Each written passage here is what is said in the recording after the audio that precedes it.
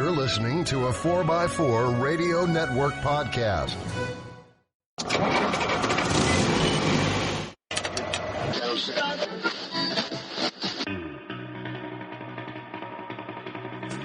The Centresteer Podcast, a Land Rover podcast by Land Rover owners.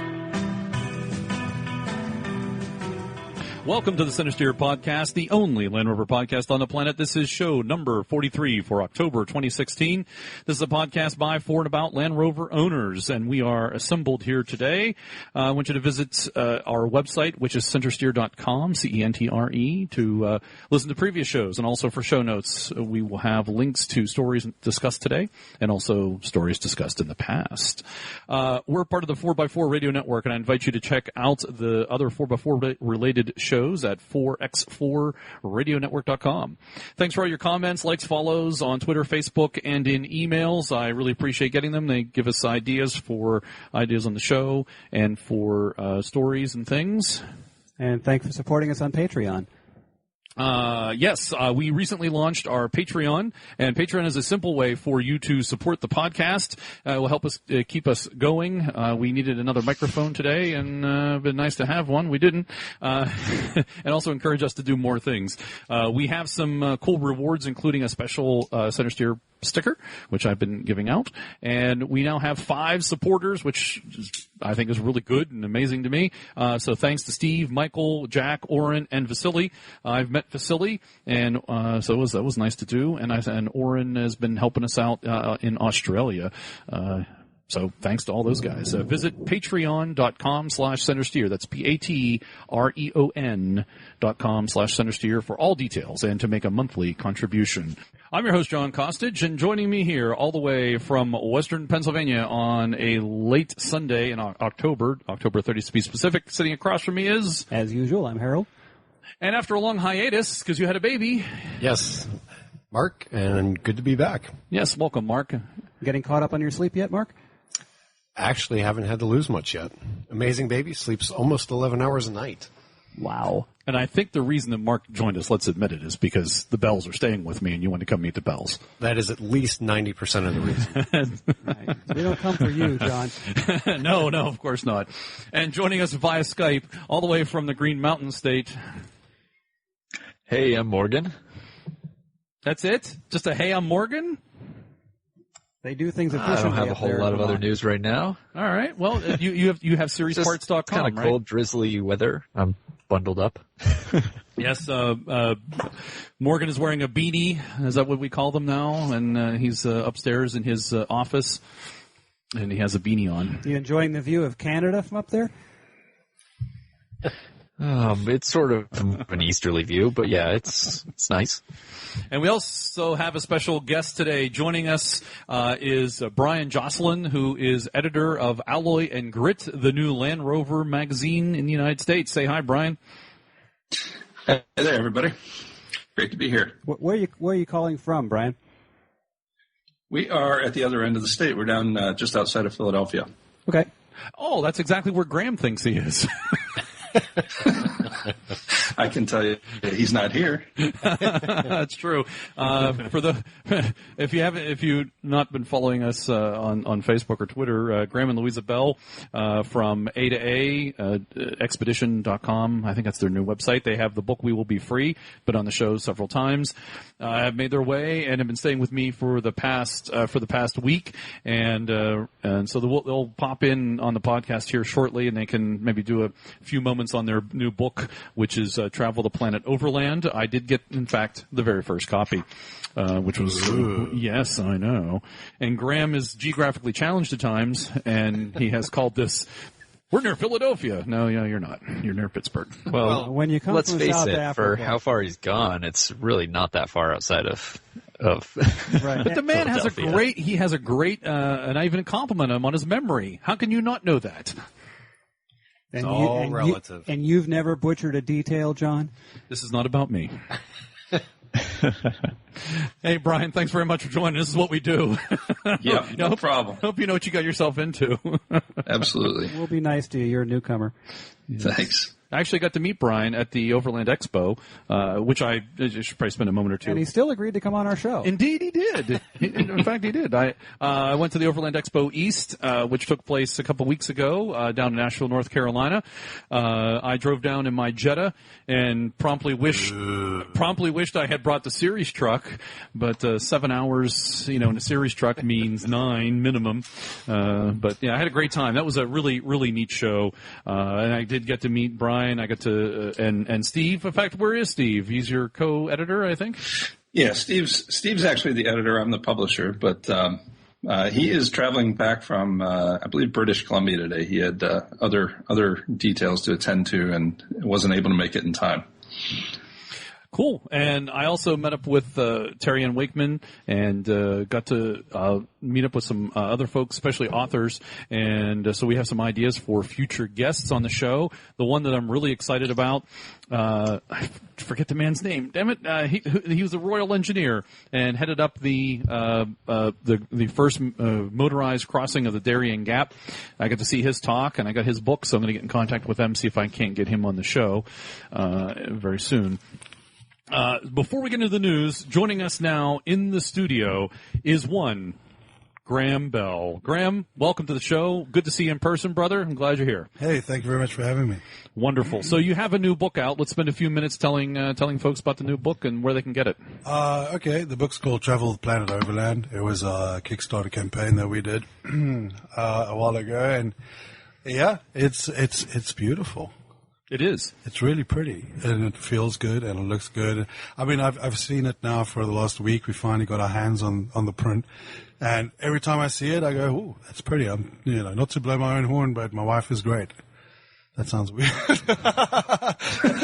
that might have came out a bit weird. Yeah, so it's 250 odd pages, full color, hardcover book, and it's basically how to travel the planet overland. And that could be traveling in your state. It could be traveling internationally, off-road, mainly on-road. It covers the whole spectrum from bicycles to the big, Unimogs and those kind of trucks. Aircraft? Say what? Aircraft? That's not quite overlanding. Okay. That's over air. So boats are out too, no boats? Boats are in the future, I think. It's a natural progression for a lot of overlanders to go from traveling the world in a vehicle to saying, hey, you know what, a boat might be a good idea because it's very cheap. I've seen people take the roof off a series truck and make a boat out of it. That could be one way to do it, I suppose, if you don't like space. But yeah. So where do folks find the book? You can find it on our website, www.a2aexpedition.com, and that's 2 with the numeral 2. And yeah, you can get it there, order it from us. We've got a few extra copies that we've printed out, so the lucky few can get it now. After that, we'd have to do pre-orders or something like that, run promotions and all that. But we're pretty excited about it. Yeah, absolutely. It is well worth it, and I highly recommend it to folks to pick up. We did record a special podcast with Graham and Louisa, and we will have that put out soon. I'm not sure exactly what we're going to do with it, but a little more extensive discussion since you're here in the studio. Mm-hmm. And you can hear more about the book and their future plans. Their most immediate plans, though, is to travel to Florida, where you're going to rebuild your truck with the assistance, I think, of yourself and your son, right? Yeah, that's it. We are working with a company called Total Composite. We got Biermuck. They do the Land Rover parts, etc. They're on board, and Falcon Tire helping us out with a bit of cash and some rubber. And we're going to get the panels shipped in to Florida. We got friends down there. We're going to go hang out and enjoy a Southern Hemisphere winter, well, as close as we can get. And it's going to be a learning experience. I have to learn how to weld. I have to learn a lot of things, but we're going to do it ourselves, and we're going to make it freaking awesome. It's going to be a live-in, work-in kind of pod. It's going to have, I'm inspired by like these Martian moon buggies, and I want something that I can make a pasta in, but at the same time I can work on, do writing, do videos, do photos, that kind of thing. So that's pretty exciting, yeah. Good. Just going back to the book quickly, The Travel the Planet, the goal of this book is to inspire people. It is not a technical manual. It's got lots of great secrets and ideas in there, but it's not going to bore you. My writing is terrible, but it's good fun. There's a lot of humor. We make fun of people, make fun of ourselves. We talk about sex and drugs and rock and roll. Yeah, all that exciting Overlander crap. Yeah, so that's about it. And then we're going to be doing a vlog of the entire rebuild. So we're going to strip the Defender down from the 130. We're going to be vlogging the entire process as we build her up. Yeah.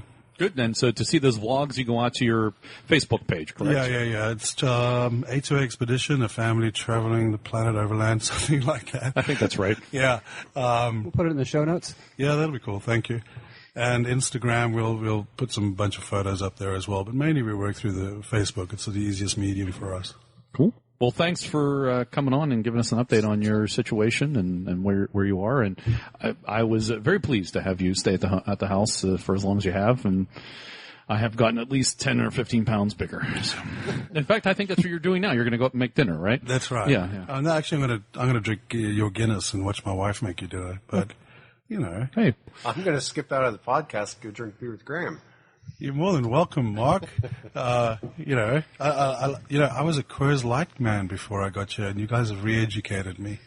I think I told you I would. Yeah, thank you for that. My purse is not going to thank you, but yeah. All right, thanks, Graham, and we'll speak with you soon. And in addition to the special episode, I'll put together soon. Sweet, my China, thank you. My China. Yeah, I learned that. I learned that phrase, my China. But I'll leave for people to figure that out on their own. All right, why don't we go ahead and move along and get into the news.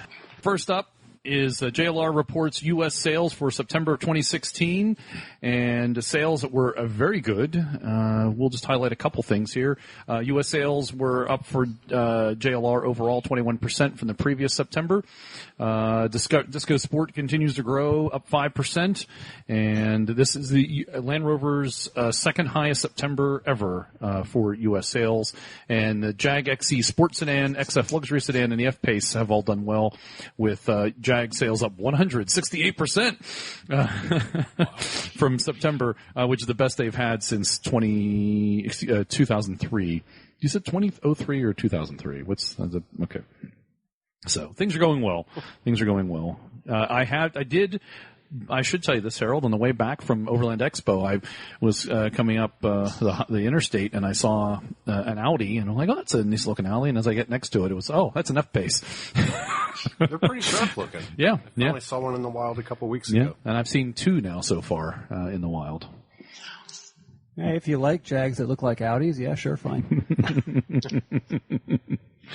All right, now the big news coming out of Land Rover this past month was the debut of the Discovery 5, and that has now, depending on what article you read, it's either a 2017 or a 2018, so I haven't figured out the difference between all that, but so they're coming out with the new Disco 5, and I think I'm going to go right to there's a 13-minute video that Land Rover put out assessing all the capabilities of the Disco 5, and they talk about the design being bold and wrapped around and being different. They didn't say that word, but that's what they implied. And so they didn't actually spend 13 minutes talking about the capabilities. They spent 13 minutes just with hyperbole and. Oh no! They talk about capabilities. They talk about the features and the capabilities of the vehicle. They talk about the weighting depth. It's actually seems to me they could trim out some of those words though and just talk about what it is. Well, the very beginning they talk about the design and such of that nature. They do talk about the weighting depth being the best of any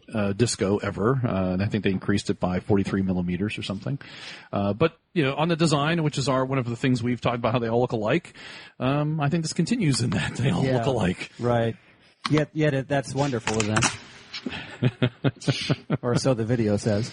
Yeah, indeed. So the thing I found interesting was they revealed this at the Geneva Auto Show, and then quickly after that, one of the first videos I saw was them saying it really does have a stepped roof. Look, and they had to point out that it had that little step, and like, where? I'm looking for it, and I'm not like, oh, you mean that little 3 millimeter bump in the 2/3 of the way back? Yeah, if you have to work that hard to point it out, it's not there. And I believe, Bryan, you actually, as a publisher, I apologize for getting the wrong title for you, as publisher of the new Alloy+Grit magazine, we got some advance notice. Can you share any of that with us? Sure, I did. I actually had a fairly rare opportunity back in July to go to Solihull, and see the pre-production prototypes in the flesh. We got a short design presentation, but actually got to see the mock-ups, the drivable pre-production models in the metal, and they had several other detail mock-ups there, interiors and different treatments as well that were available to see. So we got the full design explanation there, and then got to walk outside and stand next to it, sit in it, and really get a first-hand look.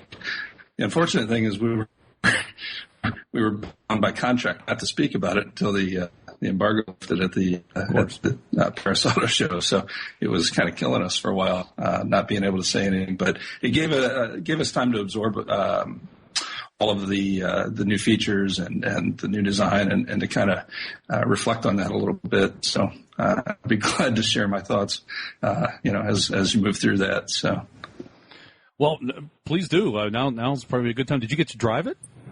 No. These were literally, rough mock-ups. They didn't have any of their finished details on them in terms of textures and stuff, but they were drivable platforms, and I believe they were full body vehicles. So all the pressings were correct and everything. It was a hand assembled metal vehicle, but no, none to drive. They were driven out for us and put on display. I can say, having seen the prototypes running around for so long, and being able to clearly, tie it back to the concept vehicle back in 2014, it was for me as a Discovery owner, it was a bit disappointing to see some of the details basically just referenced but not carried through. And however, having seen it in person, I can tell you that it definitely has the presence of a Discovery. It does have a more muscular stance. I know the Ford Explorer is the common reference point for just about everybody. We've never said that. We've never said that. Really? I never thought of that. No, not you guys, I'm sure. But no. Yeah, in person it looks nothing like that. It has none of that feel. It's a tall vehicle, and in pictures you really can't get a sense of its size. It's a big vehicle.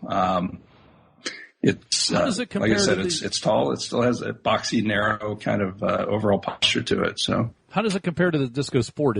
My impression would be it's a Disco Sport. Entirely different. I mean, really? No.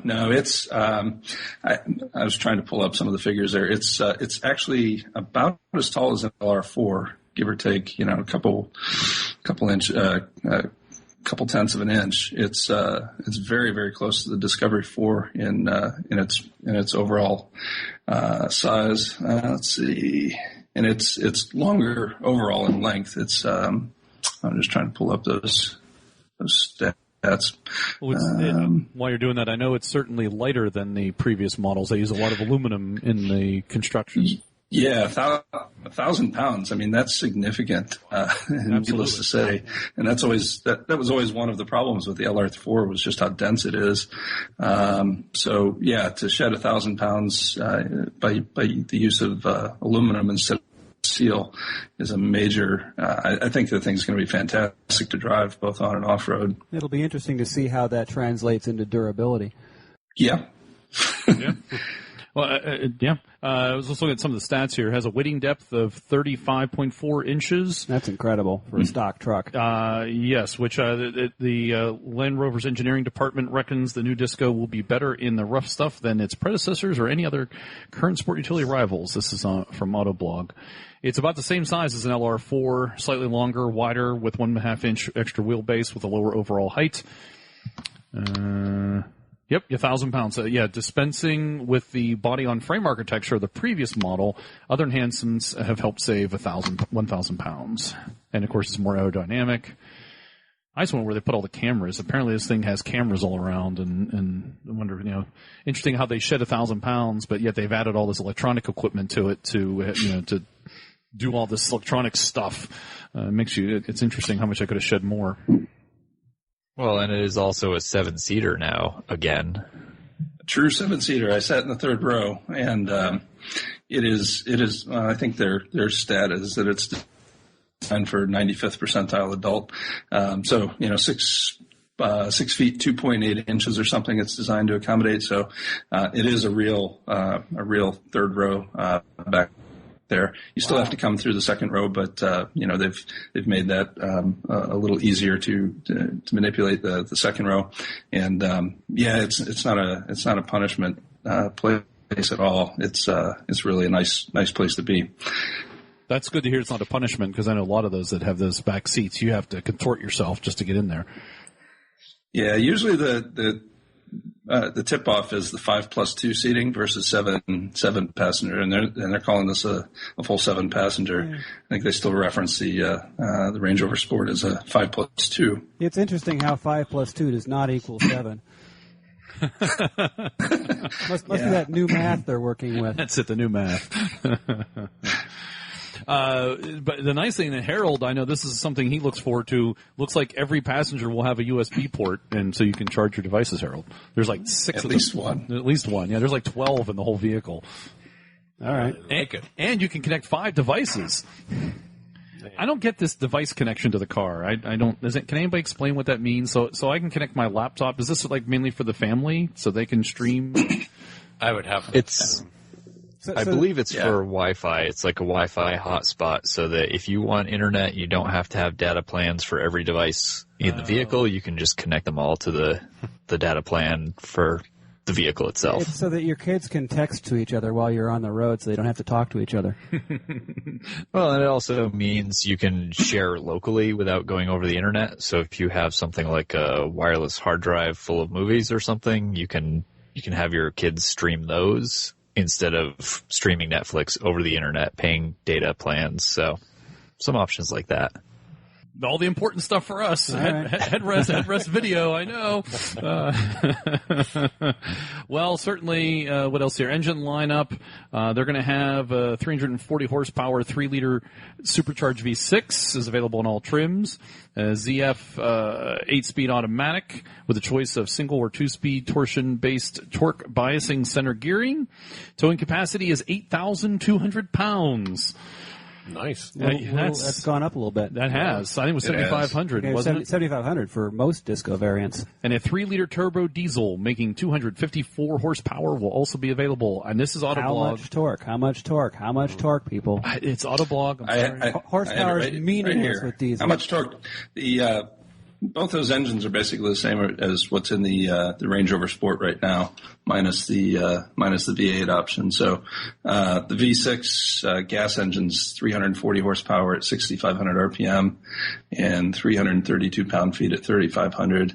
The diesel comes in at 254 horsepower at 4,000. And 442 pound-feet at 1750. So it will lug. And the diesel wins. Yeah. Diesel always wins on the torque numbers. Yep. What kind of mileage? That hasn't been determined yet, but I would guess you can probably look at the Range Rover Sport and probably be within 1 or 2 miles per gallon. Again, diesel a lot of the dimensions are very similar. It's essentially the same architecture, so it's going to be right in line with that. What is the mileage on the turbo diesel or the diesel for the Sport? And you have that because I see you're looking at numbers there, Brian. I'm trying to remember because we had one recently over the summer. I think it was 21 and 29, if I remember correctly. We averaged about 29 miles per gallon in the Sport TD6 that we had. Beats 12. It does. It does by a lot. Indeed. And Roadshow, which is a CNET.com auto site, they had a video. It's about 4 minutes long that talks about the history of all of Discovery. I think it's worth your time to watch. We don't necessarily talk about it here, but it's a nice summation of the history of the Discovery. And we'll, of course, have a link in the show notes. And if you want one, it will go on sale in the United States of America in the middle of 2017, so you're going to have to wait. Prices will start at $50,985. Be waiting a while for that one. I'm sure the diesel option will be probably another $3,000 is my guess. That's cheap if that's all it costs. Yeah. $2,000 difference for the yep. That's a bargain. That's well worth it. It's not available on the entry level model, but it's available as an option on the HSE and HSE Lux. Cool. Your Very son, nice. Your son up, Harold? You're going to have one? Yeah. Well, I mean, if I could afford one, I certainly could afford that little bit extra and get the diesel. Right. Yes. I would agree. Yeah, we're all big supporters of diesels here. I'm not in a position to write a check for that right now. That's for sure. All right. So if any of our listeners does end up getting a Disco 5 and wants to talk about it on the show, get in touch. We'll happy to have you on and tell us about it. And if you want to bring it around to Pittsburgh and let me drive it, sure, I'd be happy to do that too. All right, when we move on. That'll be making its North American debut in a couple weeks at the LA show. So that'll be their first chance to see it in person stateside here. And then naturally, I don't know if they're going to show at Detroit this year, North American Auto Show. They've been bowing out of that. But certainly New York, because it'll be essentially market ready by the time New York show comes around in, I think, April in the spring. Is it available in Europe? Is it going to be available in Europe before here? No, the global launch will take place, I think, in the first or very early part of the second quarter of next year, from what I have been told. Gotcha. So no one's going to see it in dealers until middle of next year. Have you, or will you get a chance to drive it? A production model? I certainly hope so. That's my understanding. Yeah, I would imagine we'll probably be invited along to the launch of that. Good deal. Yeah, we're looking forward to it. Quite frankly, I think it really will be impressive off-road. I have no doubt that, at least under certain conditions, it's going to be one heck of a vehicle. So yeah, some of the capabilities it has seem certainly interesting with the cameras being able to see things, and the waiting depth I think is amazing. That's the one that stood out to me. Yep. Yeah, me as well. Yeah. Apparently it has sensors, I'm assuming some sort of sonar. It tells you how much water is where, so they'll give you a graphic on the inside screen telling you where the water is. That was kind of interesting. That could be helpful. It's got some other very interesting, helpful features related to the towing. You can actually, using, I believe, the sort of jog wheel on the center console, you can reverse with a trailer. And it will sort of do the work for you. You are correct on that. Did you see the more interesting one? It has a hidden hitch. I missed that. You push a button and the hitch drops down and pops out and it deploys the hitch. Plus it'll tell you how much weight is on there, whether it's safe to drive the truck or drive the vehicle, with whatever's being towed. See, now that's useful. Tongue weight measurement, that's useful. And it has a sway, detection capability. And if you don't slow the vehicle down, it'll start slowing it down for you to manage the sway of the trailer. Wow. So that was impressive stuff. Yeah, the pop out hitch, I don't know, but whatever. But I don't care for that. Yeah, and then of course there's a whole thing about the tailgate. It no longer has that split tailgate, but they ended up creating a little fold down table almost in a way, but it does hold 600 pounds. Well, it's also got the added advantage that if you have a whole bunch of stuff piled up in the back and you open the door, it doesn't just tumble out. Right, yeah, because it kind of holds in. Yeah. Yeah, right. And then you can fold it down into the tray as well, which is nice. So who's jumping out of a plane and going to use the app to lay the seats down so they can get in? Any of us? Anybody want to try that? If they're giving me a Disco 5 for it, I will. Yeah, okay. If you're listening, Land Rover, I'm game. There you go, Mark Garcia. He'll do that. Yeah, I'm not going to be the first guy to try that because I don't want to be at 5,000 feet in closing and find out all of a sudden my app lost sync. That's a good. I like that. That was good. Well done, Harold. That was a good one. All right. Anybody have any final comments on the Disco 5 before we move on? I was just going to say I thought that the gadget with the waiting depth monitor was interesting, but it's really not the first time they've had that. I mean, my series truck does that just fine. It's called my legs. There you go. Well done. It has a lot of tech in it, needless to say. And the one article talked about how I am going to say more. They were counting they were describing how much it would hold in the various compartments and glove boxes and things by how big devices were. So it could hold 4 iPads or 3 iPad minis. I thought that was interesting. Yeah, the center console where the shifter would normally be is massive. It's designed to store iPads, and it is pretty impressive. Without a mechanical linkage there, what you can do with that space. So I think from a versatility standpoint, they've done some homework. So without mechanical linkage, Yeah, so with there's no longer a shift lever. It's the rotary knob for the transmission and for the terrain response still. So it's just a more compact. There's no physical lever assembly under there like the older models had. So that space in the center console is tall and open beneath the facade of switches there. Actually, the shift lever never took up that much space. The transfer case shifter took up some space, and the handbrake took up some space. But yeah, all that stuff's gone now. Yep. What about modding it after? I know one of the articles I read, and I can't remember which one it was now, talked about.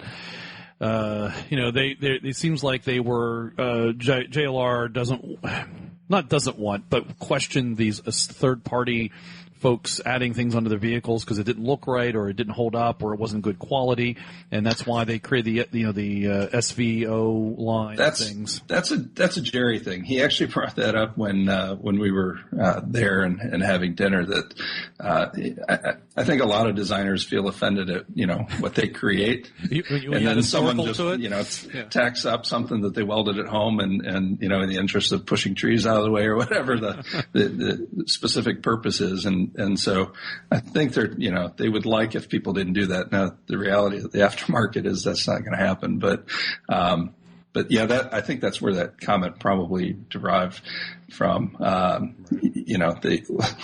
I said, he seemed personally offended that anyone would change anything on the vehicle after they've spent so much time perfecting it. So he really doesn't get the Land Rover, does he? Certain users, no. I have my doubts. Well, that brings us to a Top Gear interview, Gerry. Why don't we talk about the story, Gerry McGovern? So they talked to him, and they had an interview. We'll, of course, have a link in the show notes, but some things to pull out of this. And I think, Morgan, this is where you made the little quick comments for me? Here we go. I did, yeah. You did. Thank you. We have a simple strategy. Land Rover is the master brand. Then 3 specific families, Range Rover, Discovery, Defender, which we talked about. The Defender hasn't come yet, so most of the focus has been on Range Rover, and we're starting to see the Discoveries. We've deliberately brought Discovery and Range Rover a bit closer together to make room for the Defenders when they come. If it's a Discovery, you design in the versatility. If it's a Range Rover, how you design in the luxury, and when Defenders come, how you make it incredibly durable in its design.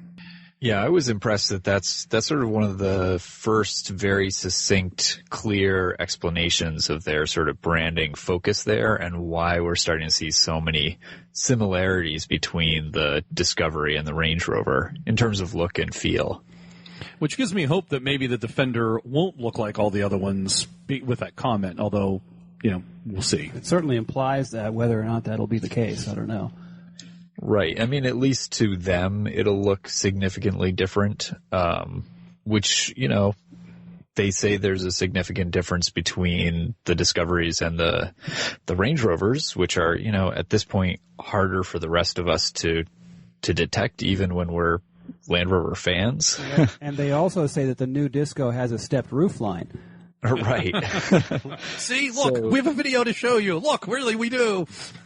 Yeah, so hopefully there really is a fairly large distinction there. If they think it's large, but they already think that there's something fairly large between those models anyway. So we'll see. And here's the comment that Bryan was referring to. So one of the reasons, this is Gerry talking, one of the reasons we've set up SVO is we've seen tuners taking 99% of our intellectual and creative property and changing a few things, generally not very well, eroding the guarantee and then charging a premium for it. We are going to design what people want, not if somebody wants to come along and have something bespoke, we can do that. We can do limited editions, What SVO is about is taking a particular car to a particular price point. There's no limit. There's design. There's a design, the power output, and all sorts of things we offer through SVO. Yeah. So yeah, that makes it sound less like it's so much aftermarket add-ons than the, bespoke they want the designers. Money. They want the money. Of course. I think it's great that they will offer that service. I think there's certainly a market, for people to have a house modified or a custom built in-house model like that. But there's always going to be somebody else who has a different interpretation and is willing to push boundaries that the factory probably won't. And so I think it's good to have options. But I don't think they're gonna put Con or any of the other visual tuners out of business by offering custom models to suit. But agreed. No, it's a good point. I still remember the day when Land Rover Special Vehicles did useful stuff back in the 60s and 70s when they would, it's not just about customizing your vehicle to suit the tastes of the owner who wants something special. It's about modifying the vehicle to do a special purpose. Mm-hmm. Yeah, I like that special vehicle division, and that was something. Why don't we move on to the bigger design story, that one we're waiting for? The new Defender apparently is already testing on roads ahead of a 2018 launch. Land Rover boss Ralph Speth confirms a Defender Mule is in development and says it looks fantastic. And this is an Autocar UK story.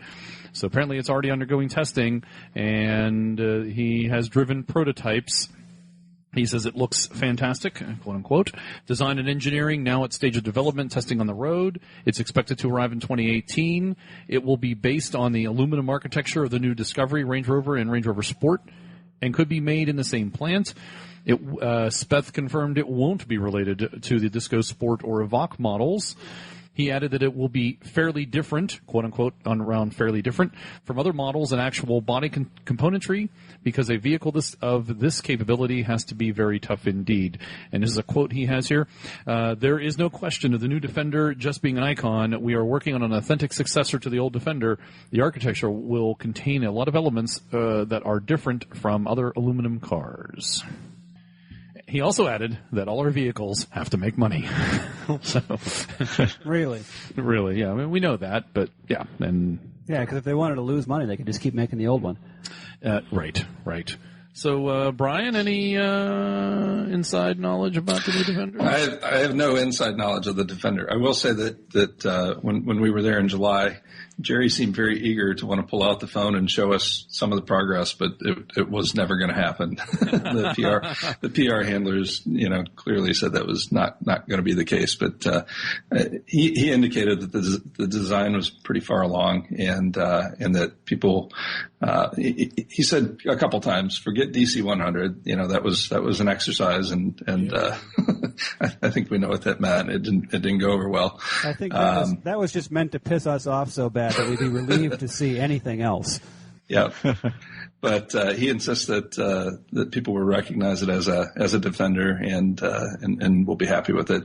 And all along they've repeated that it needs to be configurable into different body styles and different uses. So 2 doors, 4 doors, soft tops, hard tops. Whether we see another pickup again has never really been confirmed, obviously at this stage, but definitely it's not going to be a single model with a single body style. It's going to have variants, without a doubt. So, did they say anything about multiple wheelbases? Well, I would imagine a short and a long would make sense, for 2 doors and 4 doors. But no, they haven't confirmed whether there'll be 1 or 2 wheelbases or more. It would make sense, but that doesn't mean they're going too early. Yeah. When interestingly enough, when the DC 100 came out, I had mocked up a longer wheelbase. I just added scaled another 10 inches of wheelbase or 20 inches of wheelbase in there, and had mocked up a 4-door version of that, because those were all 2-door concepts, and had a chance to show him that at an interview, I think in Frankfurt in 2011 or so. And he looked at it and shook his head and said, "Interesting. Not the way we're going to do it, but interesting." So he seemed to indicate even back then that multiple wheelbases were part of the game. But obviously, no confirmation this early in the game. They're going to hold that tight until the end.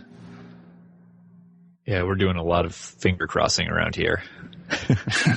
So, I guess the question that comes up is, we have these the families, and Defender, Range Rover, and then we're going to Defender family.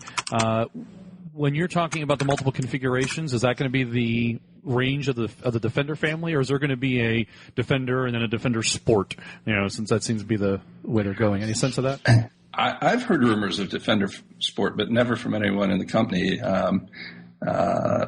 It's an interesting take, but I don't think so. I think they'll probably stick with this platform and have variants within that. So you might have like a 110 and a 90, and you have a Defender. Yeah, okay. The fact that they've indicated it won't share a platform with Discovery Sport or Evoque is kind of probably an indicator that there won't be a compact version of Defender. There'll probably just be a couple size variants based on wheelbase. Unless they just choose to call the 90 the Sport, just for marketing reasons. That could be. Yeah, Very but it won't be on that front drive architecture. Right. Thank you. Mm-hmm. All right. Well, we await 2018, 2017. Hopefully, they'll reveal the new Defender, and we'll certainly keep tabs on this. And I'm glad that Bryan's on the show today to give us some further insight. So, Bryan, I hope you'll come back. I know you've been on the show for 10 minutes, and I hope you'll come back and give us more info. So moving ahead in news, just maybe a brief one here, just because I find autonomous cars interesting, and I did see my first autonomous Uber in Pittsburgh, because we're here in Pittsburgh. I was actually driving the 109 at the time, and I tried to get a picture, but the 109 rattled so much it was blurry. But I did see my first autonomous Uber driving through the streets of Pittsburgh. So, but Land Rover is working on it also, and they had a demonstration of a Range Rover doing the overtaking, passing in America, passing another vehicle at 50 miles an hour on a demonstration track. So I just bring it up to say everybody's working on it. It's happening. It's coming, and they've got every car company, even if they say they aren't, they have to be working on these kinds of technologies. Yeah, and in this particular case, I believe that there's a whole UK auto drive initiative sort of research project with a bunch of companies. So JLR is doing that with Ford and Tata Motors and some other companies. So this was actually not an on-road test. It was on a test track in the Midlands, I believe. Yeah, I think what you're referring to, I believe, has to do with vehicle-to-vehicle communication, so they can communicate with each other, which the U.S. is also kind of working on too. But it sounds like the U.K. has its own version. The official reason for that trip back in July was actually to drive some of their autonomous vehicle technology in both Jaguar and Land Rover vehicles, and they're definitely working. They're hard at work on it. They've got some good stuff. We were able to play with some prototypes. They were doing a lot of the car-to-car stuff on the high-speed track, and it's a little bizarre to be following a lead vehicle at a distance of about 12 or 15 feet maybe off the bumper at 80 or so miles an hour, and to have the cars brake simultaneously because they're sharing information with each other. Right. It was pretty neat to see. They're definitely hard at work on that. Any sense of communicating with vehicles that are not autonomous, like having the need to put sensors on and communications on older vehicles? Yeah, that was a topic of discussion that several people brought up, was how do you deal, 50 years from now, maybe all the cars on the road, or the majority of them are, speaking to each other, but how do you work with the legacy vehicles? And that's quite frankly one of their big challenges right now is how do you deal with that? And because current technology is going to be on the road for quite a while, and it will be a factor. They don't really have a solid answer. That's what they're still working on. So they're playing with non-communicated vehicles as well, and there's obviously a lot of ethical discussions. I mean, I was thinking about this today. We just came back from being out in Chicago, and we're driving home today, and watched somebody hit a deer on the highway, and you think, well, how does an autonomous vehicle deal with something like roadkill? I mean, ethically, now you've got a situation where there's traffic backing up behind you and all these other things that we'll have to figure out. And how does or even a flat tire, for that matter? Does it continue to drive? Does it pull off to the side of the road and stop? I mean, at what point does it determine it needs to stop? There's a lot of questions. So yeah, you raised an interesting point. When you talk about the autonomous vehicle, how does it deal with roadkill? How does it deal with seeing a deer in the road? The other question is, how does it learn the difference between a deer and a human standing in the road? Yeah. Oh, yeah. They're working a lot of algorithm, a lot of programming. And I remind everyone that that's all programmed by humans. So yes. That's they've not gotten to the AI part yet, which is further along, I think, which is not as further along as people think it is. But yeah, and that's where the ethics come in, because if you're driving in traffic and realize you've got heavy traffic right on your rear bumper, you have to make a decision. Do you hit that animal, or do you stomp the brakes and maybe cause a pileup behind you? And that's the kind of stuff. You hit the animal, or do you go for the ditch and go for the ditch and potentially kill yourself so that you don't kill a child? Yeah. Those are the decisions you make, and unfortunately, computers can't make those decisions. They're going to do what they're programmed to do, what they're told to do. So essentially, at this point, that ethical decision is being made by a programmer in a cubicle. Yeah. Right. That's our point. Yeah. Exactly. The good news is right now a lot of the manufacturers are sharing this, research, and it's not going to be proprietary. It'll be shared across a consortium of manufacturers. So when decisions, good decisions are made, they'll be integrated pretty much universally. So I think what will end up, is a fairly standard protocol across the industry once a lot of these things have been figured out. Yeah, absolutely. I mean, end of the day, the computer is going to drive better than a human is. It's just without a doubt. Without a doubt. Yeah. That's the way it is. Well, they can make the decisions quicker, whether they're the right decision or not. But it goes back to the programming. That's all. Well, and that's the other interesting thing, is because programming is just software. If we start to see major issues with how we thought these things should work, we can just change how they work, and it can be pushed out to the vehicles relatively easily.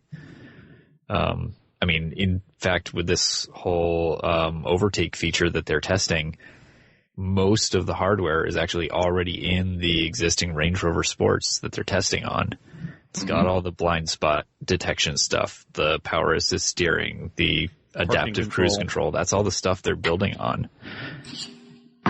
I can't wait to see what the hacking target turns into once a little more broad. They're already being hacked now, but the more people that jump on, the bigger the target, the more fun some kid's going to have. Mm-hmm. Or nation state, or whatever. Chaos. Yeah, Yeah, an unintended software upgrade that causes it to careen into a crowd.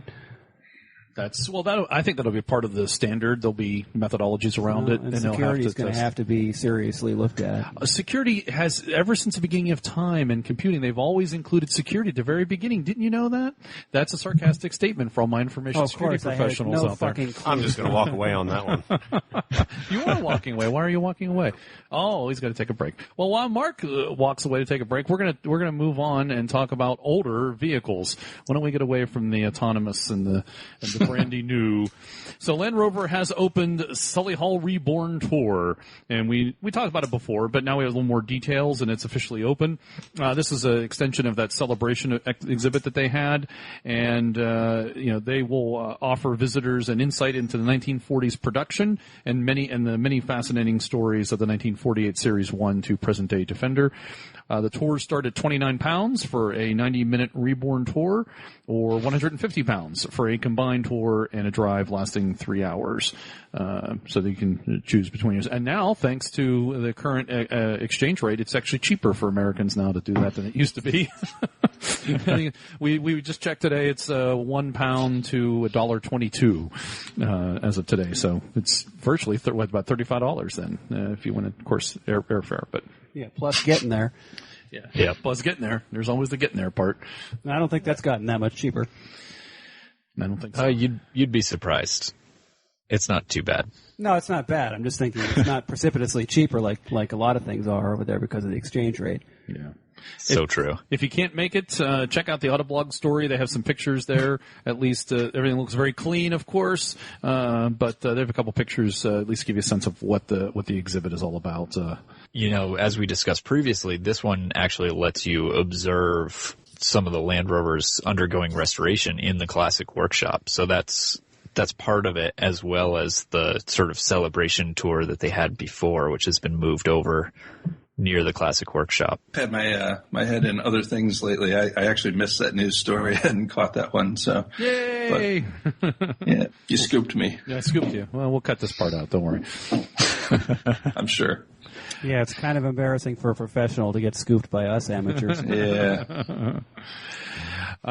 Next up, I found this one interesting, and mainly because of the tech involved, but the story is that the Queen Elizabeth was visiting the Royal Engineers on the occasion of their 300th anniversary. She arrived in a Bentley, but she did tour in the official touring car, which is now a Range Rover, and they've cut out the back for standing purposes. And I thought it was really interesting that they also have a special stool that kind of goes out on the side she can step onto. Did she jump into the driver's seat and take off? They didn't have any pictures of that. Not on this one. Because that sounds like she could do it. Oh, she could do it. She could definitely do it.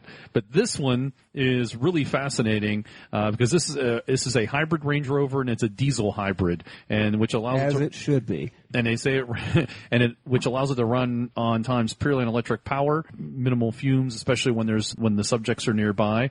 And it better be minimal fumes when it's full electric.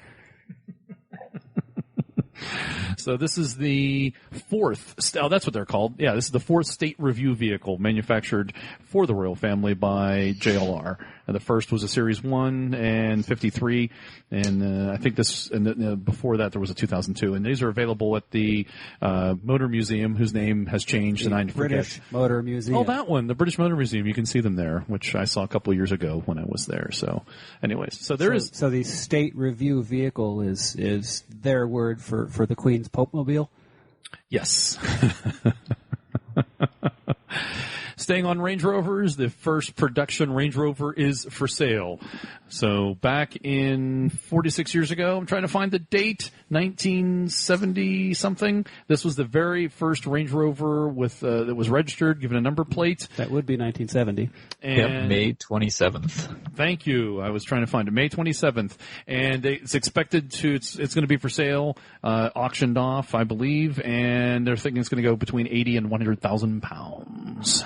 And I believe the auction was this weekend, but I couldn't find results of that auction yet, so we don't know how much it has gone for. It was pretty meticulously refurbished, so it looks impressive. It's just amazing to look at something like that and realize how far Range Rover has come. So absolutely. The first Range Rover being a so-called luxury vehicle is really pretty crude compared to what they are now. I mean, the two doors, the metal grille, the outside fuel filler with no door on it, all kinds of just primitive things. The rear view, the mirrors out on the end of the wing, but compared to the series vehicles, it's quite the step up. This is luxury. The mirrors were probably useful. Yeah, this was one of the first batch, or the first of the batch of 20 press launch cars that were built. And so it was the first one registered, but also I think it went out for a whole bunch of that press launch and then came back to the factory. And I think they kept it until like 73 or so. And they sold it off to a company that converted Range Rovers into ambulances, but fortunately they did not chop it up and turn it into an ambulance. So it went into private ownership around 76. and then this company purchased it in 2000 to do the full restoration. So it's lucky that it could have been gone forever. And hopefully it will continue.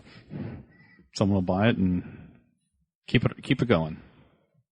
Or maybe Land Rover will buy it and put it in a museum. It needs a good steward, that's for sure. Mm-hmm. And our final news story is one from our friend Ben Gibbon over at funrover.com, and he had did some research and has a post entitled "Defender Body Panels Are Not Burma Bright." The panels on your Defender are not Burma Brights. So it's a common myth often spouted by owners and the press alike. Everyone knows that Defender makes use of the unique alloy Burma Bright in its panel construction, and he says it's a bit more complicated than that. It's not the fact. And it kind of boils down to Burma Bright, the Burma Metals Company, went out of business due to poor sales between 1977 and 79, and Land Rover would have used up its remaining stock, and in 1980 switched over to another alloy similar to it, but not the same. And so from late Series 3 models onwards, they are not Burma Bright. Yeah, and Burma Bright's really a trade name, but it also refers to a specific type of alloy. So even in your older ones that would have been built with Burma Bright, any replacement panel you have is likely not Burma Bright. Yep. Though you'd never tell by looking. Very true.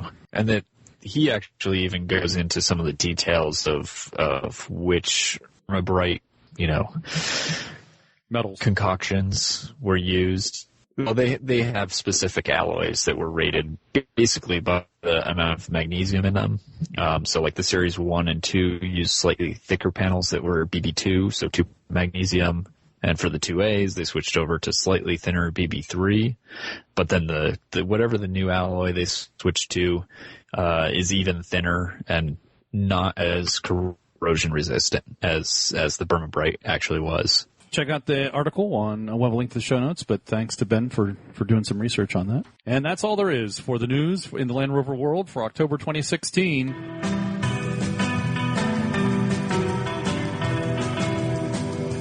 Welcome back to the Centresteer podcast for October 2016. This is show number 43. We're now going to talk to our guest, who is the publisher of the new Land Rover paper magazine, hard copy form called Alloy+Grit, Bryan Joslin.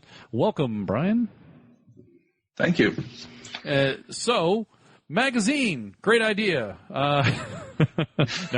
No, seriously, we'll get to that question. But you sent me an advanced paper, non-paper electronic copy, a PDF, and we were able to skim it here before the show. It looks fantastic. I think the pictures I've seen, even in your Instagram, looks really nice. Thank you. They're well done photos. The stories look interesting. I do have one problem though, and Sure. this is very Here we go. difficult subject matter.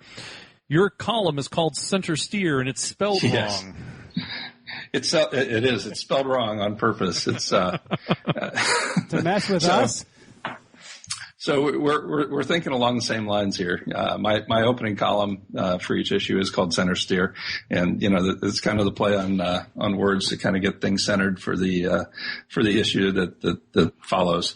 I deviated from the proper spelling, if you will, in part because it reinforces the message that what we're producing is really an American-centric publication. We want the content to be primarily American-focused, and certainly we're writing primarily for an American-focused audience. So throughout the book, we'll use American convention for spelling. So there's no U in the word color, for instance. It's ER instead of RE.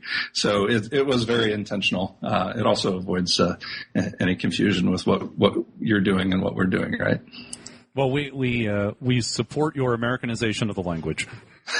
Thank you. Especially since it's it's American-based content. Now, are you also going to use American terminology for the parts? Yeah. The hood is going to refer to the part that goes over the engine.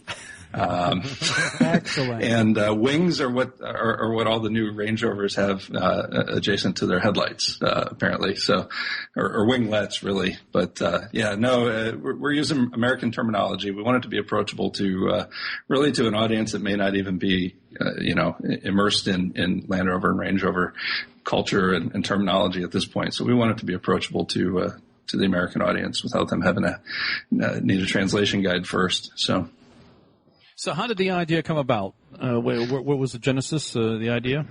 So this is actually kind of an old idea for me. For years, I worked at an online publisher. We did VWVortex.com was who I worked for, and we did brand vertical sites, they call them. So we had a BMW site that I ran, an Audi site, a Volvo site, and it was essentially a blog with well-trafficked discussion forums behind them. So we ran news stories on the front side and had healthy discussion activity on the backside. That was our business model. And we were always looking at other brands to go after. And this was back in probably 2005 when I first kind of mentioned, hey, nobody's really doing a decent Land Rover one at the time. And we toyed around with the idea, but really couldn't make a business case out of it, quite frankly. We just had too many other irons in the fire at the time, and so we passed on it. But I kind of started to create, folders and develop the. So I was with that company for 9 years and left because digital media was become a different kind of landscape than when we came into it. It was really all about page views, and it was very tough to differentiate an editorial product on the internet, where everything moves really fast and you click from one thing to another. And a lot of times you look at content, you don't even recognize whose content it is. You never really absorb that. So I started looking at as a way to kind of do a Land Rover publication and do it right with the, kind of resources that it takes to do that. And quite frankly, a business model behind it, to connect the aftermarket, and all the kind of lifestyle stuff that comes along with being a Land Rover owner, to have an advertising base for that. And, quite frankly, there's just not money in doing an online publication. You just have to turn millions and millions of page views to make any dollars on it. And the reality is Land Rover is not that kind of, manufacturer. It's just not a high turn. There's not a ton of new models. There's not a ton of news. So there really wasn't a way to generate tons and tons of content and monetize it. But print, I'd watched that for the last few years and saw that it was kind of certain products were becoming, more approachable, as kind of premium print, outlets. As long as you were really concentrated on a single niche and not trying to be, Motor Trend, Car and Driver. Those big books do really well in the online space, but they have so many facets to their business to support that. And I'm looking at doing it as a single publisher. So premium print was the vehicle that made sense for the brand, and on a quarterly basis, just with the reality of the content turn and how we were going to approach it. I had always been a Land Rover enthusiast, and quite frankly, had always wanted a Range Rover Classic, and fell into a Discovery 2 by mistake, by accident. A coworker of mine had a friend who had basically blown the engine, ignored a coolant leak, and it was during Cash for Clunkers. No one wanted the thing, and I paid $600 for it and put an engine in it. It wasn't the Land Rover I thought I was going to start with, but that's the right price.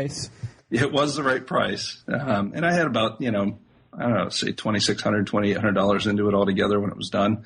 And, so it got me into it. But, even as a professional automotive writer for all those years, Land Rover was one of the few brands I really, always made a point to stay up on what they were doing, and made every effort to be at their booth and to be in their cars whenever I could. It was it was a brand I really related to. And so combine that with the fact that nobody was really doing a good magazine at the time. And, I'd picked up Land Rover Lifestyle, and of course, Rovers North does Rovers magazine, but, there just wasn't anything that satisfied kind of my interest in the whole market, especially from a North American perspective. I got LRM and LRO, whenever I could pick them up at the newsstand. But I always felt, green laning, for instance, never related to anything I could do. And, you can only read so many articles on 5-speed diesel, Defenders before it just doesn't connect with what you can actually do. So about 3 years ago, to shorten up the story a little bit, about 3 years ago, I started getting serious about looking at developing a print magazine for North American Land Rover enthusiasts, and started doing my research. At the time, we lived in Chicago, and about 6 months after I started working on this, we ended up moving out here to Pennsylvania. And as I was talking to people at Land Rover and locally, they were saying, "Oh, you need to know this guy, Steve Hoare, if you don't know him already." And Steve actually found me on a post I made on Disco Web, I believe, or a Defender source, and reached out. He said, "It looks like we're really close to each other. We should probably talk." And that was December 2 years ago. Yeah, December 2 years ago.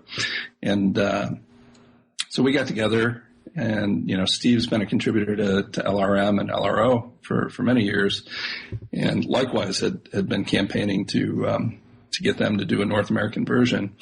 And was a little frustrated. So we shared ideas. I showed him what my concept was, and he talked about, how he had wanted to do it. And it became apparent that we really needed to be working together on it.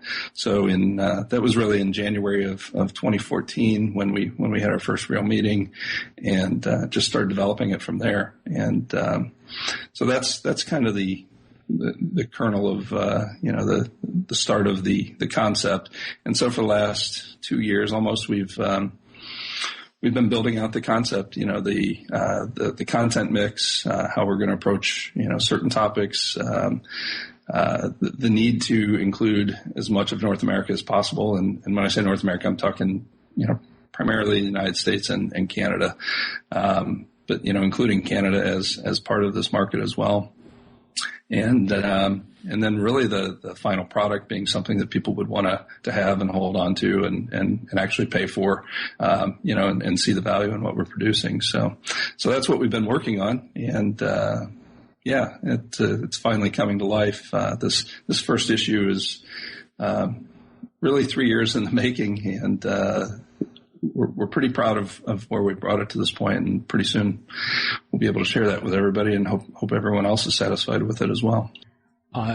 You're a wonderful guest, because I had to ask one question, and you answered like 90% of the questions. Oh, so we're all done. We're done. Good night. No. So it's how much does it cost, and what's the frequency? And I've already signed up, for the record. I'm a subscriber. Was an early subscriber. Yep. Where do people go to subscribe? Yeah, so we designed it as a premium magazine. So it's a $10 cover price, which, when we were benchmarking magazines like Overland Journal and quite frankly, if you're going to pick up LRO or LRM, you're going to pay $10 or $11 for a copy of that as well.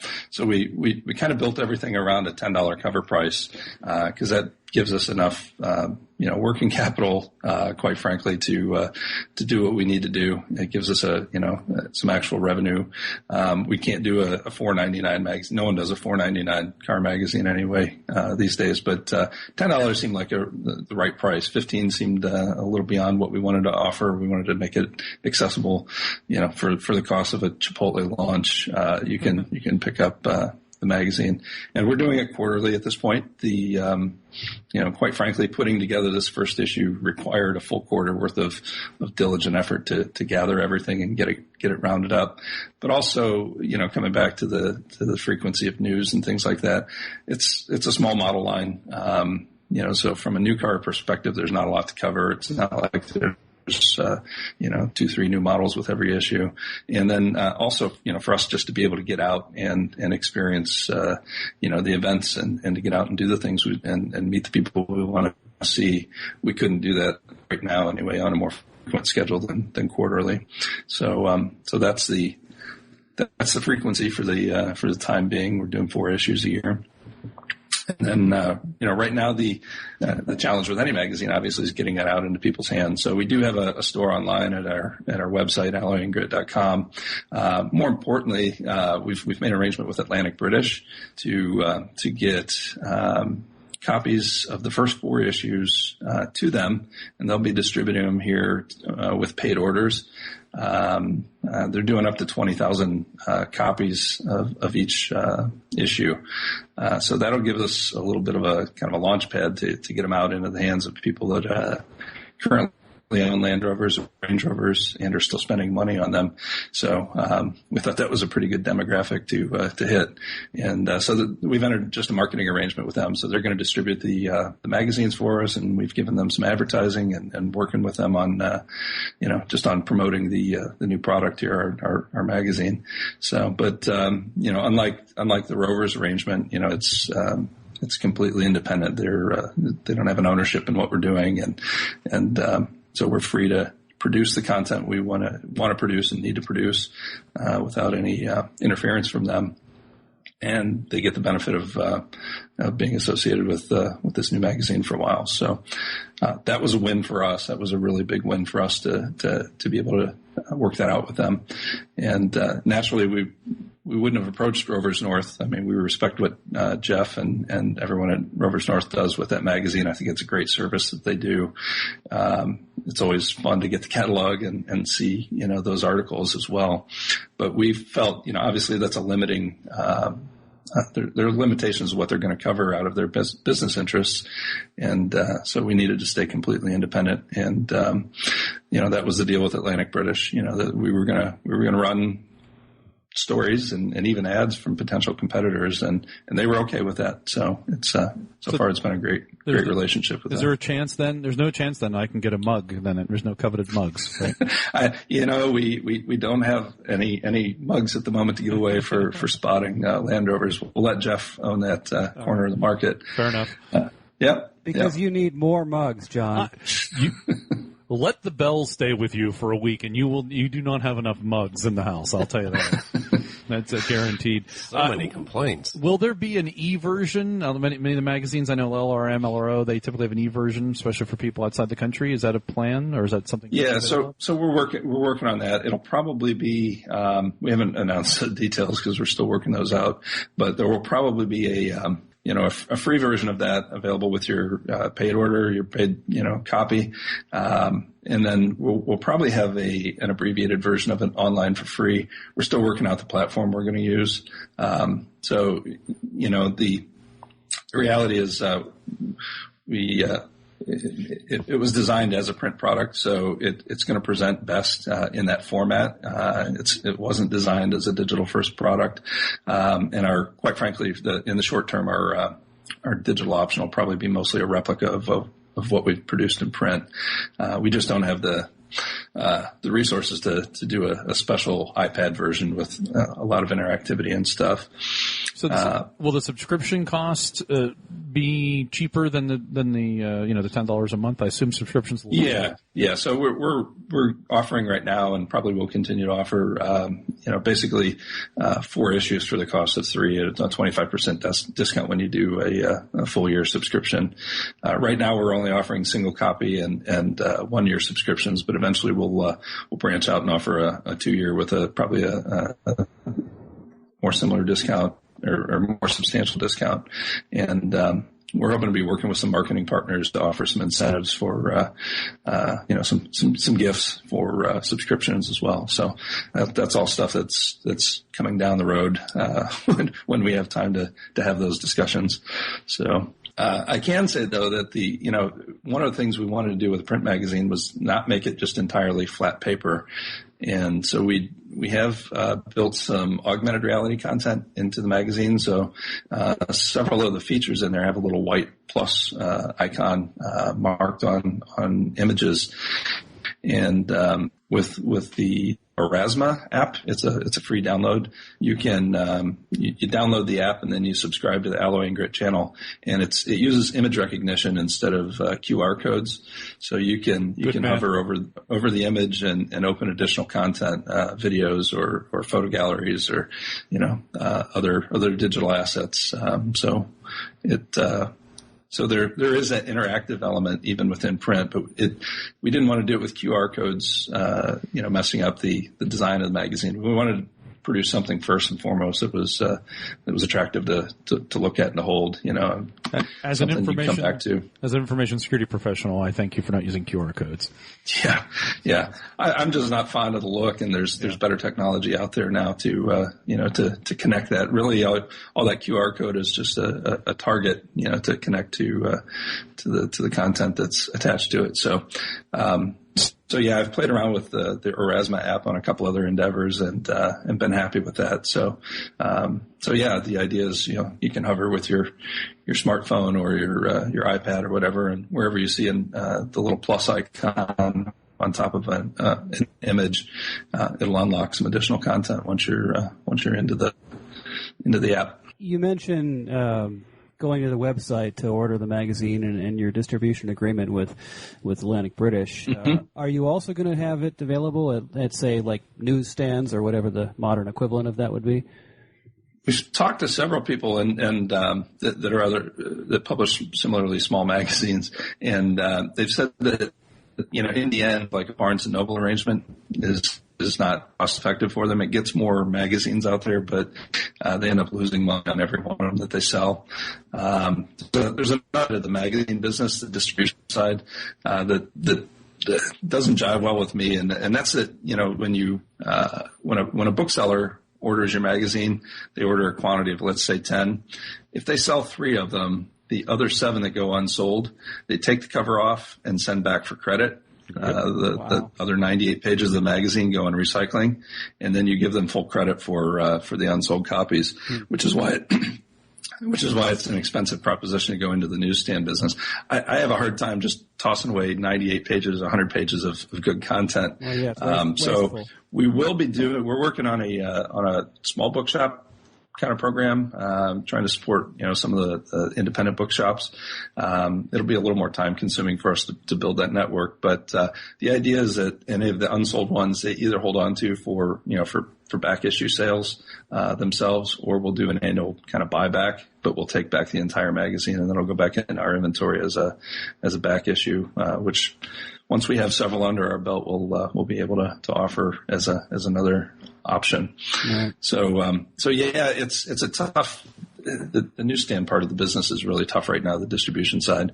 However, we've talked with several of our advertisers, and they're interested in carrying it in their online catalogs as well. So Knightsbridge Overland, which does some of the tactical seat covers, they're going to be adding it to their store. A couple others, Atlantic British has talked about adding it to their store at least after the co-marketing arrangement is over. And we expect other Land Rover affiliated, retailers to maybe pick that up as another item that you could pick up, through them. We'll also be out at events and have the, magazines available for sale as we get out to events. And, like I said, we're hoping to add some independent booksellers to our list. We'll be adding a where to buy tab here once we get a few of those lined up. Actually, probably in the next week or so, we'll have some of those locked down.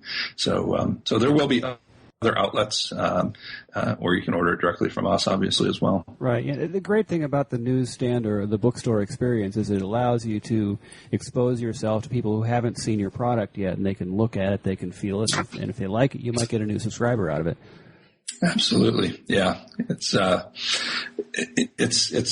tough decision to make because, again, you have to print so many additional copies that you have to pay for regardless of whether anyone buys them or not. So, right. as a small independent publisher, it's a dilemma because we would like obviously to get it in as many hands as possible. But the other thing is just finding space on those newsstands. If you've been to Barnes and Noble lately, good titles get buried behind a lot of stuff. So right, it's a crowded world. That's kind of what I liked about going there. It is a chance to see some stuff I haven't seen or to sort of poke around. I've thought about this before, but haven't had a chance to see one. And here I can hold it. I used to work at a bookstore 1,000 years ago, and I do remember stripping off the covers off of many a magazine, and they all get chucked. Yeah, that was. I know that world. Yeah, that was. Yeah, I've been there too. I sold magazines in a shop that I had, and there were a couple that actually had a no return arrangement, and they were high end magazines, and you bought them, you owned them. If you sell them today or sell them in 6 months, that's up to you. But it's just not common in the industry. Typically, the booksellers don't want to keep them around if they aren't sold, and they want to get money back for them if they bought too many. So.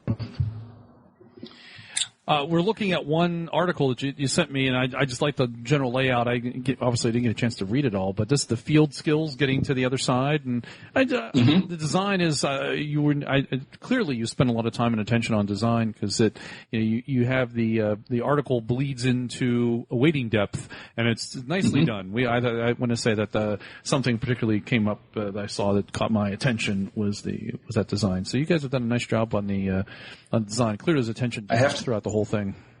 Yeah, I have to give credit to, we have two designers working with us. So Steve and I are working on the word side and the business side of running a magazine. But we have two designers, Dan Marcello, who a lot of Northeast guys probably know. He's got a Defender 90 and a Series 1. And shows up at a lot of the Winter Romp and Vermont Overland and a lot of series events as well. So Dan's an advertising designer by trade, and he's someone Steve has known for years, and really he deserves credit for especially that layout. He pushed for that design. There were a couple other designs that were in consideration, and he made a case for that, and I was really happy with the final result of that. And then recently, a couple months ago, we added one more designer who really has more publication design experience than Dan does. Dan's got more branding and kind of a graphical design background, but Chris Haluski he's based here just across the river from us over in New Jersey, and so he helped us with a lot of the just getting the publication to flow as a cohesive volume of work. And so those two guys really are responsible for the look and the feel. I mean, I had a concept and I threw them stuff and they said, yeah, this is a good place to start, but this is not how we're going to do it. And they really polished everything that we had. It's a good looking magazine. I mean, I can tell you the specifications on like the paper and everything. I think I mentioned it's 100 pages. That's the total page count, including the covers. The interior is a 70-pound paper. It's a heavyweight paper, and then the cover is a 100-pound cardstock. It's a cover stock. So it's along the lines, if you're familiar with Overland Journal, the paperweight and everything is very similar to that. We're doing a soft touch cover. That was one of the things that two designers really, really wanted. So we're doing that. It'll have a nice feel in hand. And we decided on matte paper instead of gloss paper for the finish. It presents a little differently. We're hoping the color holds up really well, but we've got assurances from the printer it's going to be a nice product when it's done. It has less glare, so when you're reading it in under the lamp or whatever, you don't get as much sheen across the page as you do with the gloss paper, and it's still a really high quality coated paper. So I think the overall production quality of the magazine is going to impress a lot of people as well. And then on a content side, we essentially had a content map where we had to make sure we hit interests with series vehicles, with the new vehicles, with off-road, with events, adventure, and personality. So we had all these things, and we also had to make sure that we were kind of connecting all corners of the world. So one of the features is a company in Canada. One of the adventure articles is out of the Northwest. Certainly there's a lot of East Coast coverage as well. So we had to hit geographic points and interest points throughout the magazine so that it didn't end up being too one-sided. So I think everyone who owns or has interest in a Land Rover should find something of interest in there. It's not exclusively a classic Land Rover magazine. It's not exclusively a lifestyle magazine at all. There's a little bit of everything. Going back to your comment about the paper stock, I think I like the idea of the matte paper. It's going to set you apart a little bit because everybody else uses glossy. So I mean, it's different, it's unique in that regard. But also, I think it's going to have a really nice patina once it gets splashed with beer and 90 weight. Yeah. I think the covers will be pretty much waterproof. You'll be able to use them as coasters with that soft touch coating. Don't hold me to that, but it's a nice coated finish on the covers anyway. It'll look good on the coffee table, I can tell you that. Yeah. And it's a large format. It's 9-inch wide by almost 11 inches tall, so it's beyond your standard magazine size. It's right up there with all the other kind of premium. You talked about this being a North America specific kind of publication. Aside from models not available here that are available the rest of the world, you've mentioned a couple things that you're going to do, bounce around the country, different places, the continent, different places. What other North America specific content do you see happening, or do you anticipate? Obviously, what stories are happening for the next couple of months, but what kind of things can we expect that would be specific to North America? Well, I think, the events, certainly, all the English shows are well attended and well known, but I think there's other magazines covering that. And, if your interests lie in that area, you'll be able to pick up LRO or LRM and still know about that. But we really wanted to highlight what was happening here. So certainly from an event standpoint, we'll be, working on that. And quite frankly, the adventure stuff as well, getting out and actually using the vehicles the way they were intended. We want to, reveal for people what's possible here. We got approached by a lot of people who wanted to sell us an Iceland story or crossing, Simpson Desert in Australia, and we're torn. Those are going to be fascinating stories, and they're probably going to be beautiful, in pictures. But we wanted to focus on adventures that you didn't have to ship your truck first. So very, very North American specific in terms of all the driving events as well, and driving opportunities, I should say. Beyond that, I mean, there will be non-U.S. specific vehicles in there. I mean, certainly with, vehicles that are 25 years and older, there's going to be some things that have come into the country as personal imports that will be of interest. So it's not that we're not interested in what the rest of the world got. It's just we need to make it connect with what people can find on the market here and relate to. We all of us here support and endorse that. So I know you know that. That's hence one of the reasons you're on the show. Yeah, I think, the internet makes everything accessible, from outside of this country. But like I said, no one's really covering the depth of activity and quite frankly, even the personalities that are involved with the Land Rover scene here in North America. So yeah, it's a unique market. I mean, I think that could certainly be argued that, we are considerably different as a Land Rover owner's market than Europe or certainly England. I mean, they're essentially luxury vehicles, even as even the series vehicles are seen as different here than they are. They're work tractors in most of Europe, and here there's something special. And my friends still say I drive a Range Rover, and I'm gonna have to explain it every time. It's not a Range Rover. Certainly not your 109. No. These people, they need educated. That's why we need this magazine to educate folks. That's right. As long as they don't call it a Jeep, right? Correct. Something. This is not a specific to Alloy and Grit question, but it just dawned on me. When I went to the Overland Expo, the thing that kind of stood out to me was that it seems that camping and overlanding is starting to come into its existence here. I think in North America. Certainly we've camped for a long time in this country, but it seems like there's been a resurgence maybe of camping. And since you attended, I was curious what your thoughts were on that too. Because there's a lot of content coming in from South Africa, and I find out from Graham it's because they like to camp, and it seems like we don't like to camp as much as we used to, but maybe it's coming back. Yeah.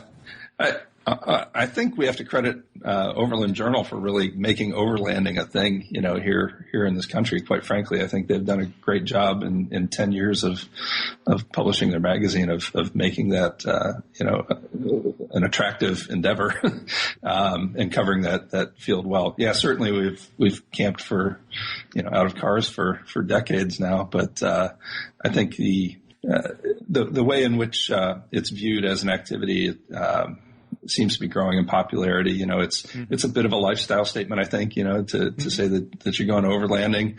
I think what I got out of Overland East was how much of a family centric activity it was.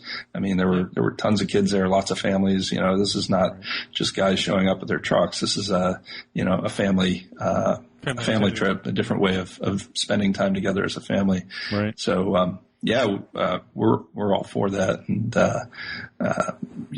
I certainly saw a lot of stuff out of South Africa as well. It seems to be certainly a hotspot of new product development for the overlanding field. Absolutely. Certainly does. Well, the favorable currency exchange doesn't hurt either. Sure. Yeah. The number of rooftop tent manufacturers was overwhelming. I swear that was 2/3 of the show. It really was. It really was. That and adventure trailers are and at $25,000 a piece, it's amazing there's that many people making them. But but I think it's great, and I think as we've talked about.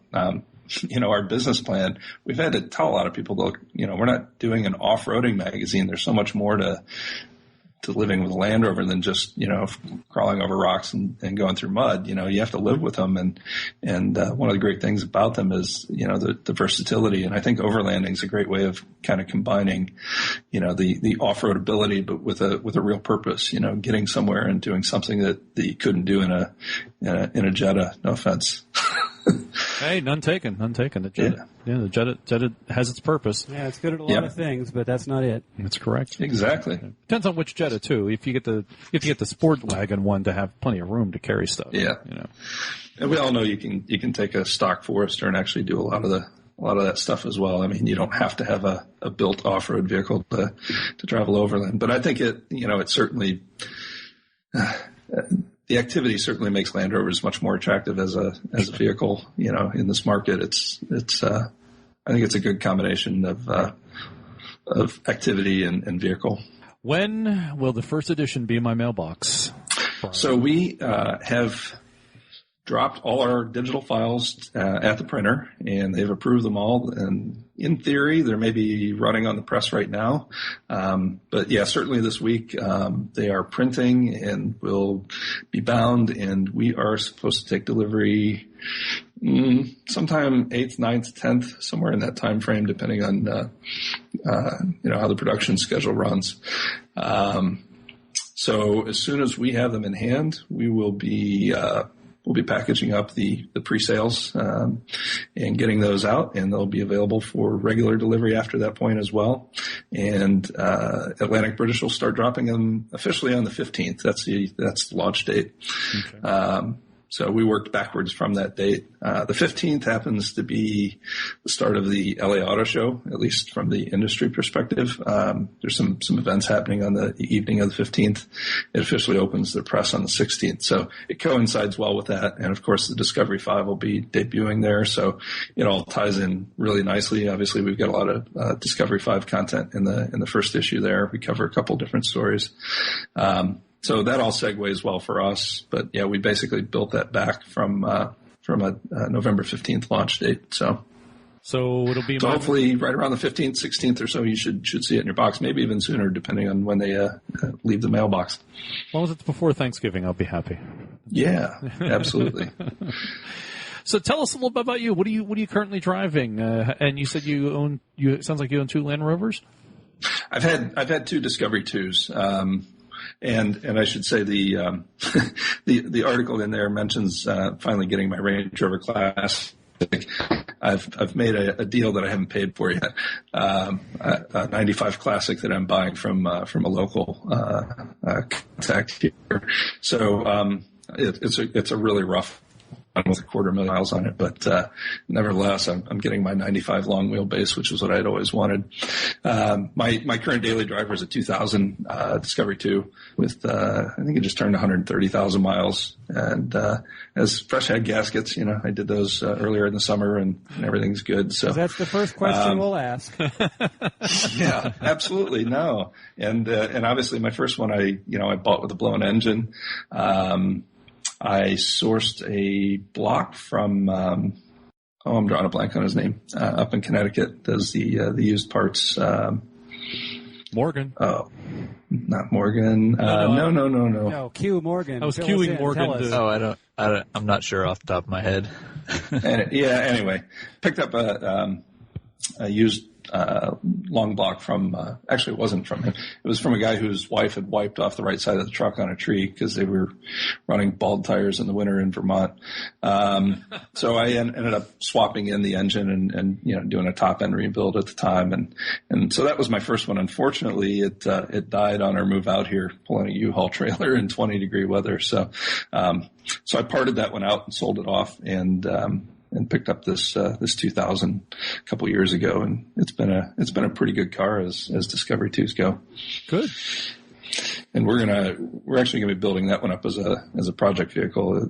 That's mentioned in the tail end of the magazine there. So right now it has an off-road bumper because I could not source a good uncracked Discovery 2 factory bumper, so I just went with an off-road bumper. It's still empty. It needs to have at least a winch and some lights put in it, but we're going to start with that as the platform and do some light off-road trail readiness for that vehicle. Good. So remind our listeners where they can find Alloy+Grit and get their own copy. Yeah, so the website right now is probably the best place to guarantee you can get it. It's alloyandgrit.com, and there's a tab at the top for store, and that'll take you right into our online store. And use credit card or Apple Pay or PayPal. So, are you shipping worldwide? We are shipping worldwide. We don't have a separate international order, but when you check out at the address field, there's just additional shipping charges depending on the country we're shipping to. So it's just a few bucks more for Canada. It's $12 more for Europe, and then I think it jumps up to $15 for the rest of the world or so. So yeah, it's it is available internationally, and quite frankly, we've taken a lot of orders naturally from the UK, but Australia has shown a lot of interest in that. A few from Germany, and I think one from Hong Kong just in the last week. So it's gaining an international following, a small one at this point, but I think that's the beauty of Instagram. You can track people from everywhere. Well, maybe the podcast will help you to gain additional. I hope so. Yeah, same here. And hopefully when we get some listeners from folks reading the magazine too. Yeah. I challenge Oren, our listener in Australia that I know of. Maybe he'll hopefully buy one, at least check it out. Yeah, I know of one from Sweden, many from Australia, many from the UK, and several from Germany as well. So, yeah, I think North America is pretty fascinating. The rest of the world as well, and I think the scenery and the vehicles that we get here and what we do with them will be of interest outside of our area as well. As is evidenced by my current house guests, I think they would completely agree with you. Yeah, they would. They have misconceptions. They speak the language, and however, misconceptions have dropped as a result of visiting. So, good stuff. Well, thanks very much, Bryan, for coming on the show and talking about the magazine. Is there anything we didn't cover about the magazine you wanted to get out? I think we had a lot of questions about the name. That seems to be the one. It seems to be 50-50 on the name. Actually, probably better than that. Most people seem to actually like the name. That came out of a tough conversation I had with Land Rover's legal team over some other titles that we had conceived, and they basically said everything we were going to throw out there would be worthy of them coming after us. So we did not want to build a brand, around a name that we were either going to have to license from them or live in fear of being sued. So we went back to the drawing board, and to me, two elements that are present in every Land Rover were literally the alloy, and the aluminum alloy being an element of every Land Rover from the beginning was kind of a neat starting point. And then the grit, which is kind of a play on words there, because certainly the trail grit, that you pick up from going where no one else goes, but also the intestinal fortitude it takes to kind of be an owner sometimes. To drive a series truck. Yeah. more than an hour. For us, it was a nice way to kind of that would be alloy and spleen. And of course, in this day and age, if you can't buy the URL, you really don't have a title. So True. So it also came down to the realities of owning those intellectual properties that go along with it. So that's how it came about. We would have loved to put Land Rover right in the name. This copyright or trademark stuff seems to be uniquely aggressive in North America, since it doesn't seem to be a problem outside of this market. But there would have been possibilities to license the name, but at a cost. And I just didn't want to have a change of legal team make sudden rash decisions 3 years from now that would impact that. So we felt going with something a little more esoteric but also meaningful would be a better option for us long term. So I like it. So that's the explanation of the name. I think it's a great name. I like it. I mean, it's I love it. One of the reasons we ended up with Centresteer too was we were trying to avoid any down road concerns, and that didn't seem to be a word that was related or a phrase that was related, but I didn't think it was anything that they had copyrighted. So yeah. The very first working title I had was simple. It was just Rover Life as a placeholder for doing some layouts, and they're like, well, we do one life, so right off the bat, if you've got life in it, it's gonna be a challenge, and we own Rover and Land Rover, and probably every other word you're gonna throw at us. So yeah. So they don't own Alloy. They don't own and Grit. There's no one else doing that name. So that's where we're at. Good. Well, good luck to you. Good luck to the magazine. I'm looking forward to having a copy in the mailbox very soon. Mark, very shortly. Mark just got a subscription. I did. As you were talking, he was excellent. Pulled out his credit card on his cell phone. Boom, boom, boom. He's done. So he's a new subscriber. So, excellent. Thank you. And I now deem you friend of the show, and you're welcome back. Would love to come back. Always glad to talk Land Rovers. Absolutely. Oh, that's why we're here. And bring Steve with you sometime. I know Steve. I will. He's a character. If you guys know him, he's a character. Oh yeah. He'll need scotch first, but yeah, we'll get him on. That's the beauty of the podcast. There are no FCC regulations, so that's right. I do limit myself to one beer during one podcast because that seems to be a good number. All right. Well, thanks again very much, Bryan, for coming on the show. And folks, go out and check Alloy and Grit. That is www.alloyandgrit.com. Of course, we'll have a link in the show notes, but if you're driving somewhere, I don't know. Well, you shouldn't be on the internet if you're driving. Yeah, if you're driving, you're just going to have to remember it and type it into your phone while you're driving. There we go. And you see. What is that app that you were telling me about, by the way? I didn't see a listing for it in the magazine, or did I miss it? It's actually in the front page, the masthead there, where the contributors are listed. It's called Aurasma, AURASMA, and it's a fairly common one used within the industry for a lot of publications use it as their backbone. It's just an image recognition technology. I think Hewlett Packard owns it now, but you can go to any of the app stores and download it. Aurasma. I see it now. Yeah, thanks. I see it. I didn't notice. That you pointed it out. Yeah. So so if those listening and you do get a copy of the magazine, go to the masthead. You'll see Alloy and Grit Winter 2017, and then there'll be a plus symbol, and it says this magazine is enhanced with augmented reality. So. Yep. Cool. You just have to make sure you subscribe to our channel once you're in the app, so that it knows to unlock our our pictures. Otherwise, it's wild, wild west. It'll be hunting and searching. Fair enough. That's good to know. Good to know. All right, Yep. there you go. Good reason to listen to the show. You a little extra tip. Absolutely. The magazine if you didn't know what that was and couldn't figure it out. Thanks again, Bryan, and good luck Thank to you. and hopefully you'll back on the show soon. Hope to. Thank you.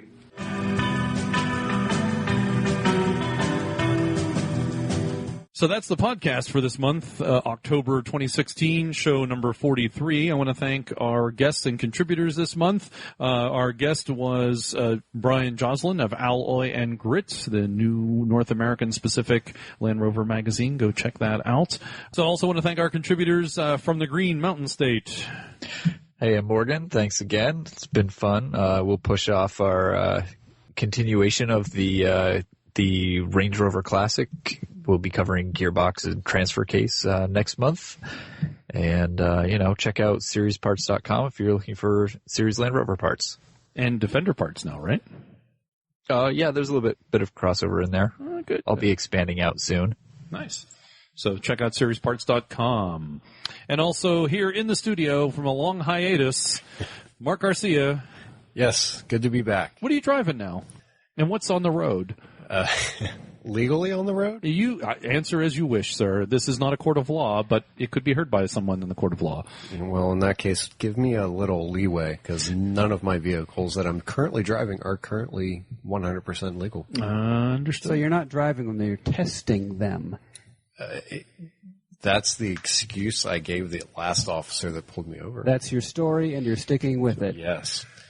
But in some positive news about what I'm driving, Honey Badger is returning. Ooh, very nice. Very nice. And when's that expected? We are down to legality, so could be 2 weeks, could be 4 weeks. Good. Well, welcome back to the show. Hopefully we'll see you. Hopefully it doesn't take South Africans coming to visit the country to get you to show up again. I'm trying. All right. I know. Everybody's got a life. Everybody's busy. And also, Harold's with us. Thanks, Harold, for contributing again. Yeah, well, $10 is $10. Well, I don't know who paid you $10. It wasn't me. Come on, I make a nice reference to an old album and you can't pick it up. Oh, well.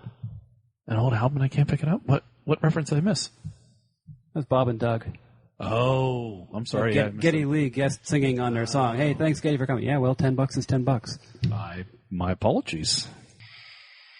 So that's the podcast for the month.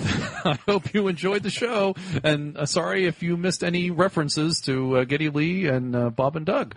Thanks for listening. Reminder to visit our website for past shows and show notes. You can connect with us on Facebook, Twitter, to give us some feedback on news and topics that we talked about this month.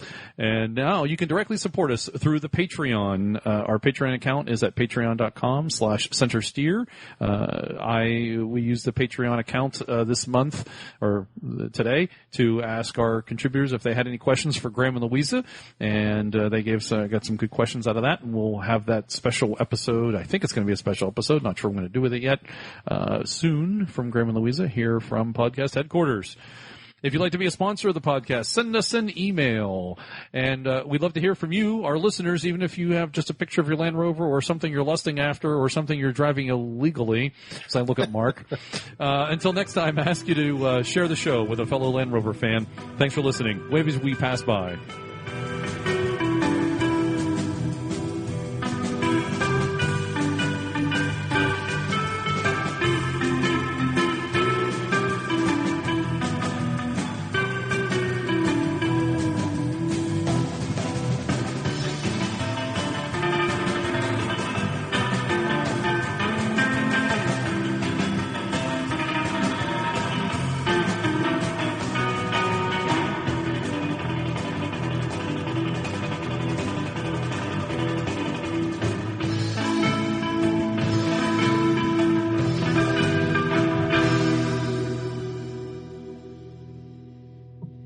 Oh, sorry.